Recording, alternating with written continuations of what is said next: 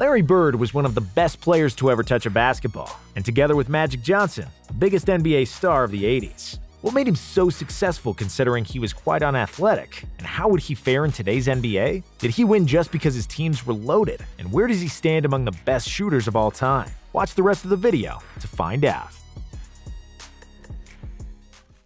A HICK from French Lick. Bird was born into a poor family in French Lick, Indiana, a town of 2,000 inhabitants. Larry grew up a shy, introverted kid who didn't talk much, and he did most of his talking on the basketball court. He grew up to 6'9" and played at small forward, but with his understanding of basketball, he could play whatever position he wanted. Larry finished his high school career as the best scorer in school's history, and he could choose where he wanted to go to college. He started playing for Bobby Knight at Indiana University, but didn't like the spotlight and being around so many people. He then settled at Indiana State University, where the pressure was much less than with the Hoosiers. Larry averaged 30.3 points, 13.3 rebounds, and 4.6 assists in college. The Sycamores were invincible in Bird's senior year and became the #1 team in the country with a 33-win streak. Their only loss came in the 1979 NCAA Finals, where they played against Michigan State, led by senior guard Irvin Johnson. Despite 19 points from Bird, Magic and his teammates celebrated the title in what was the most-watched college basketball game in history at the time. Bird was named the Collegiate Player of the Year, leaving Indiana State as the 5th-ranked NCAA scorer of all time. He was already drafted, as the Boston Celtics selected him in the NBA draft in 1978, hoping that Bird, who qualified for the NBA as a junior, would skip his senior year. He opted to stay in Indiana, and when he finally arrived in Boston, the Celtics looked nothing like their championship selves, with consecutive losing seasons. Bird then single-handedly caused the biggest turnaround ever seen in the NBA at the time. Boston improved their record from the season before by 32 wins, and finished with 61 wins and 21 losses. Although his arch-rival Magic Johnson had an impressive season and won the title with the Lakers, Bird was named the Rookie of the Year with the average of 21.3 points, 10.4 rebounds, and 4.5 assists. He also made the All-Star team and first-team All-NBA, and even finished 4th in the MVP voting, and proved he could transform a mediocre team into a great one, all by himself. A new green dynasty. After Bird's rookie year, the Celtics had a busy offseason. Legendary Red Auerbach worked his magic and brought 2 new faces to Boston that would form one of the biggest dynasties in NBA history. Auerbach robbed Golden State by sending them the 1st and 13th pick in the 1980 draft, in exchange for center Robert Parrish and the 3rd pick, which became Kevin McHale. Along with the newly formed Big Three, the Celtics also had an all-star point guard, Nate "Tiny" Archibald, young and athletic forward Cedric Maxwell, and a few well-integrated role players that made the team complete. The head of the snake was, of course, Larry Bird, who was 2nd in MVP voting, en route to a league-leading 62-20 record. The Celtics avenged the loss to the Sixers from the previous year, and after a tough 7-game series in the Eastern Finals, they were in the NBA Finals once again.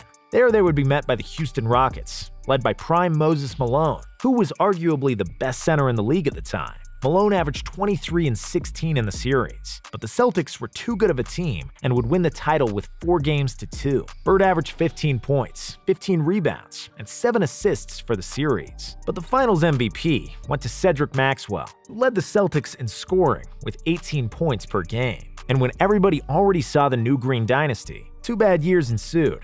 Despite Bird's all-around excellence and McHale's improvement, they once again were the #1 seed in the East. Bird was the All-Star Game MVP, but Philadelphia retaliated for a close defeat in the Eastern Finals. And this time, they won in 7 games.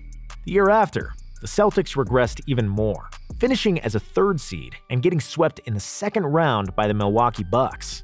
After that, coach Bill Fitch resigned and was replaced by Casey Jones, who won 8 titles in the Bill Russell era as a player. The change bore fruit. The team was refreshed with the young shooter Danny Ainge and veteran point guard Dennis Johnson, and played the best basketball in the NBA, finishing with a 62-20 record. After 3 years of coming in 2nd, Larry Bird finally won the regular season MVP with 24.2 points, 10.1 rebounds, and 6.6 assists on average. The Celtics steamrolled to the finals, where a known foe awaited.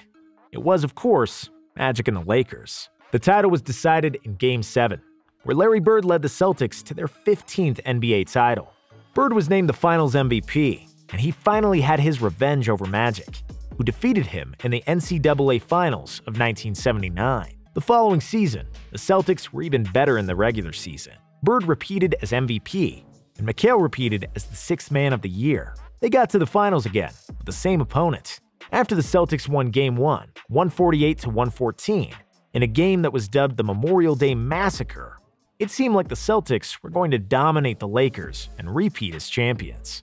However, the Lakers had other plans, and especially Kareem was determined to defeat the Celtics. Kareem averaged 25.7 points, 9 rebounds, and 5.2 assists in 6 games, on 60% shooting. And the Lakers have finally won the NBA Finals against the Celtics, for the first time in 9 tries. 1986, the greatest Celtics team ever and the pinnacle of Bird's career.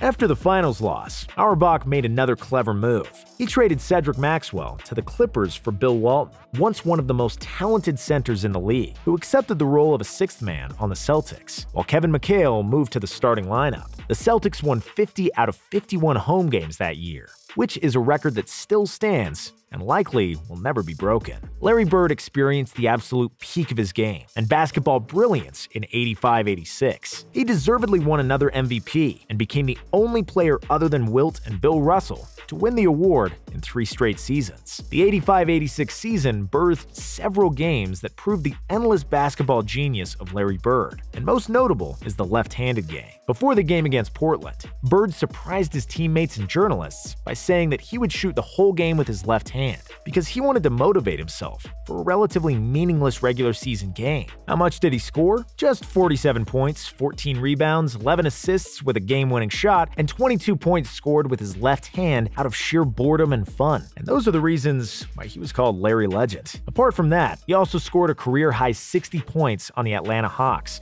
earlier in the season. Almost everything he put up toward the basket went in, and he got into such a zone that the Hawks bench jumped off their chairs and cheered, after which they received hefty penalties from the Hawks coach, Mike Fratello. Throughout the game, the commentator noted that what he was watching was the biggest shooting exhibition in basketball history, and at the time, it truly was. The Celtics won 67 games in the regular season and lost just 1 game in the playoffs on their way to the finals. There, they would be greeted by the Twin Towers of Houston, Ralph Sampson, and Hakeem Olajuwon, who defeated the Lakers in the West Finals. But nobody could touch the Celtics that season, who were one of the most talented teams ever assembled. Bird was 2 rebounds and 3 assists shy of averaging a triple-double in the finals, and he deservedly won his second Finals MVP. Final years, injuries, and the Dream Team. In 1987, the Celtics had a very difficult season. Their number 2 pick, Len Bias, tragically passed away after the draft, and they suffered many injuries during the season and the playoffs. But Larry Bird was too good, and they still advanced to the finals after 2 7-game series against the Bucks and the Bad Boy Pistons, where Bird made one of the most legendary plays and stole the inbounds pass from Isaiah Thomas that won a crucial Game 5 for the Celtics. And in the finals again, it was the Lakers for the 3rd time in 4 years. Because LA was much more rested coming to the finals, the Celtics did not have enough gas in the tank to stop the fast-paced showtime. Bird delivered another 24, 10, and 5 for the series, but it wasn't good enough, and Magic got the best of him once again.